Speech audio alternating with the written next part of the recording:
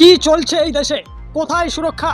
হ্যাঁ, 11 বছর বাচ্চা মেয়েকে ধর্ষণ, তারপরে তাকে গলা টিপে খুন করা হলো। হ্যাঁ, তারপরে তাকে জমিতে দাফন করে দিল। ভাবতে পারেন? হ্যাঁ, কোথাকার কথা বলছি? একেবারে ইউপি কানপুর বাবার রাজ্য, বিজেপি শাসিত রাজ্যের কথা বলছি। হ্যাঁ, সেখানে 11 বছর বাচ্চা মেয়েকে ধর্ষণ, খুন, তারপরে তাকে দাফন করে দেওয়া হলো একেবারে জমির নিচে।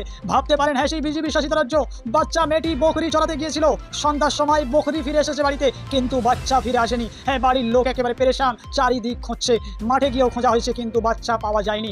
তারপরে একেবারে সকালে খোঁজা শুরু হলো, তারপরে সেই জমি, হ্যাঁ জমির মাটি উলট পালট দেখে সেই গ্রামবাসী একেবারে জমি খুঁড়তে শুরু করলো। তারপরে বেরিয়ে আসলো আসল কাহিনী। হ্যাঁ, 11 বছর বাচ্চা কি দোষ করেছিল তার সাথে এইরকম ব্যবহার? হ্যাঁ, একেবারে তাকে ধর্ষণ করে গলা টিপে খুন করে তারপর তাকে জমিতে দাফন করে দিল। কোথায় আজকের সুরক্ষা? যেখানে বেটি পড়াও বেটি বাঁচাওর কথা বলা হয়, বিজেপি শাসিত রাজ্য, হ্যাঁ ইউপি কানপুরের কথা বলছি, হ্যাঁ সেই বিজেপি শাসিত বাবার রাজ্যের কথা বলছি। কোথায় আজকের সুরক্ষা দেশে? হ্যাঁ, তারা এই বাংলায় আসতে চাচ্ছে, তারা বাংলায় নাকি সুরক্ষা দেবে, বাংলাকে নাকি বিকাশ করবে। কি বলবেন এই বিষয়? অবশ্যই আপনাদের মতামত জানাবেন আর খবরটা সর্বোচ্চ শেয়ার করে সবাইকে সতর্ক করে দেবেন। হ্যাঁ, যে বিজেপি শাসিত রাজ্যের অবস্থা কোথায় চলে গেছে, কোথা থেকে কোথায় যাচ্ছে, অবশ্যই সবাইকে সতর্ক করে দেবেন। ভিডিওটা সর্বোচ্চ শেয়ার করে আমাদের পাশে থাকবেন নতুন নতুন আপডেট পাওয়ার জন্য।